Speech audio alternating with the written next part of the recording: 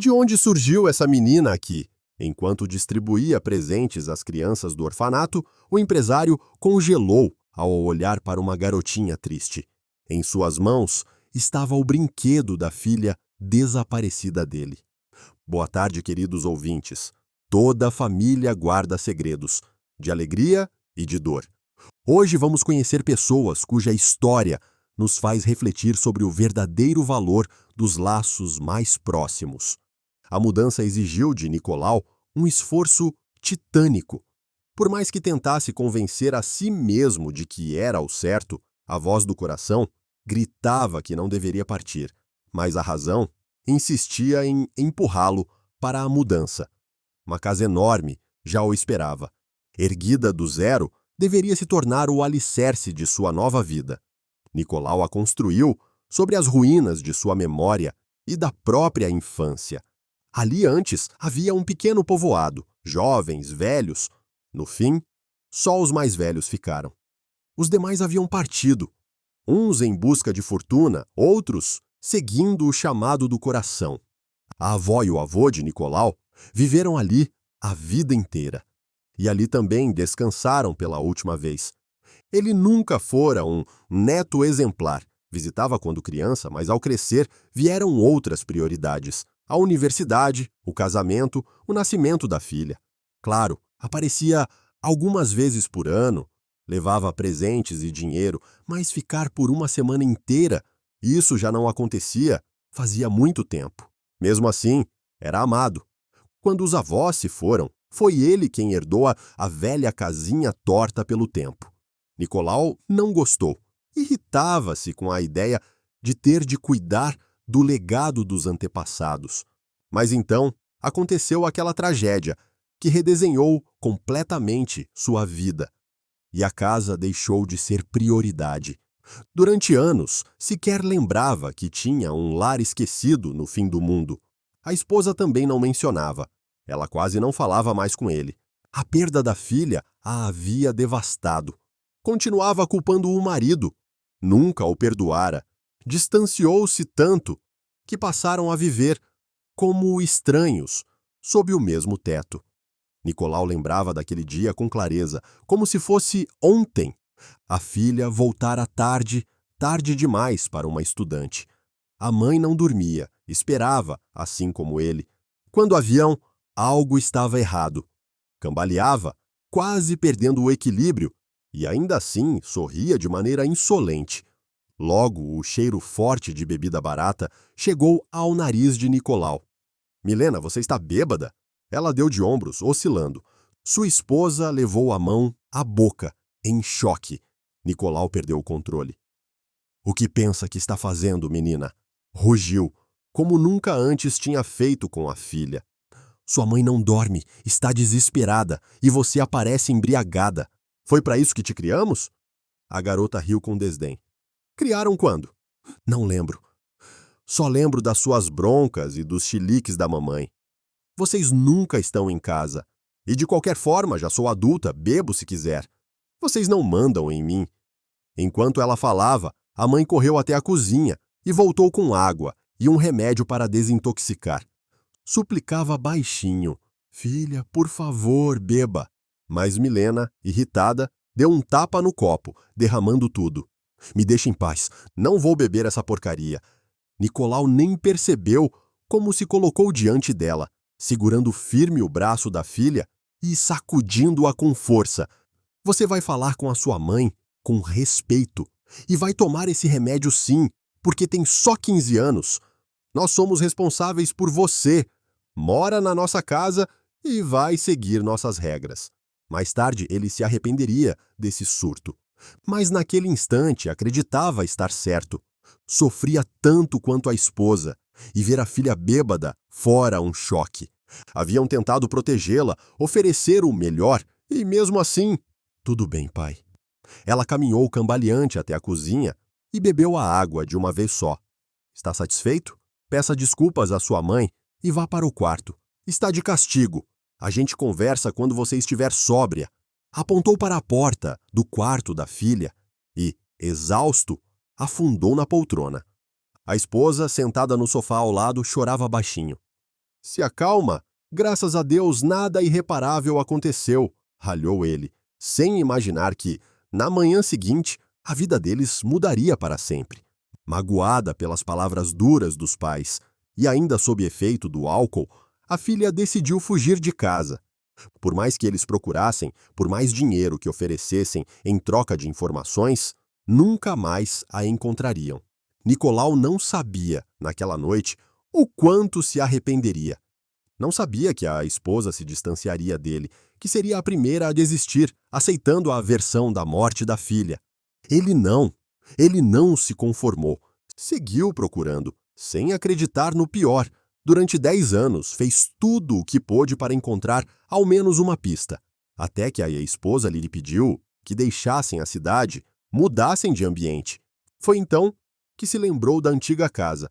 Mas, depois de tanto tempo, o lugar estava em ruínas. Nicolau mandou derrubar tudo e erguer, em seu lugar, uma casa nova, sólida, onde talvez a vida pudesse recomeçar. Mesmo assim, a mudança pesou demais. Parecia que, se deixassem o apartamento, Milena certamente voltaria lá. Os procuraria, choraria sozinha. Para tentar se distrair das lembranças dolorosas, Nicolau passou a acompanhar a esposa em visitas a orfanatos. Desde o desaparecimento da filha, faziam ações de caridade. Antes ele não ligava para isso, mas resolveu tentar. Não podia dizer que gostava. O que via era um outro lado da vida, aquele do qual ninguém gosta de falar, nem mostrar. Doía ver tantas crianças abandonadas. Já dos pais que as deixavam ali, sentia apenas desprezo. Numa dessas viagens a uma cidadezinha esquecida, Nicolau já estava preparado para ouvir as reclamações de sempre, diretores e funcionários se queixando da falta de verba, mesmo depois de receberem ajuda. Ele sabia que dinheiro existia, mas não chegava às crianças. Por isso, ajudava apenas com comida, roupas, brinquedos, para que fosse tudo direto para os pequenos e não para os gabinetes luxuosos de quem comandava. Mas aquele orfanato era diferente. O que primeiro chamou atenção foi a boa conservação do prédio. Havia calor, coisa rara no inverno em lugares assim. A mobília era nova, tudo muito limpo. E, principalmente, as crianças sorriam com sinceridade. Não avançavam sobre os presentes como se estivessem famintas. Esperavam sua vez, diziam obrigado com educação, com verdade. Isso aqueceu o coração de Nicolau. Mas logo a sensação sumiu. Seu olhar percorreu a ampla sala e se deteve em uma única garotinha.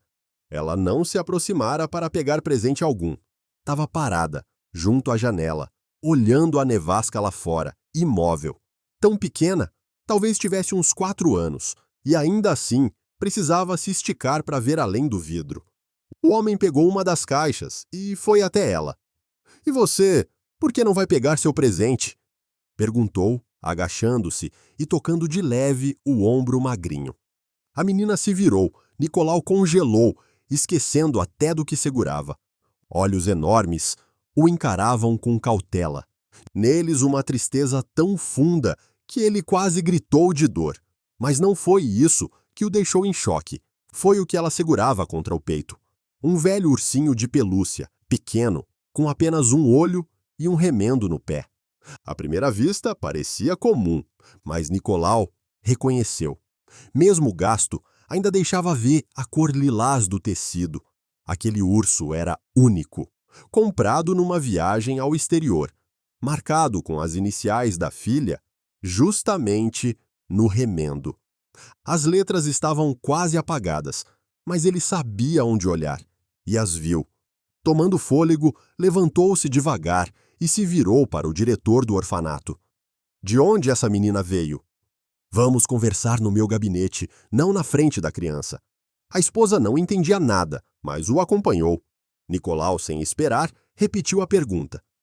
A menina chegou até nós em estado terrível, desnutrida, com piolhos, cheia de doenças. Já se passaram quase 6 meses desde aquele dia. E mesmo assim, ela ainda não aprendeu a confiar nas pessoas. E os pais dela? Nicolau se inclinou para a frente, já pressentindo a resposta. Do pai não sabemos nada. A mãe não era casada quando a teve. E a mãe? O que aconteceu com ela? Já não está mais entre nós. Era dependente de álcool e drogas. A criança chegou aqui depois da morte dela. Algo dentro de Nicolau se quebrou ao ouvir aquilo. Então, era verdade. A filha deles realmente havia morrido. Contar isso à esposa não foi fácil. Precisou até lhe dar calmantes. Mas quando ela finalmente se acalmou, seus olhos brilharam com nova esperança. Colha, precisamos levá-la. Se for nossa neta, não pode continuar aqui. Ele concordou com a cabeça e, poucos dias depois, conseguiu autorização para a coleta de material genético. Normalmente, só se faz por decisão judicial, mas ele pagou para acelerar o processo. Uma semana mais tarde chegou o resultado positivo, era mesmo neta deles.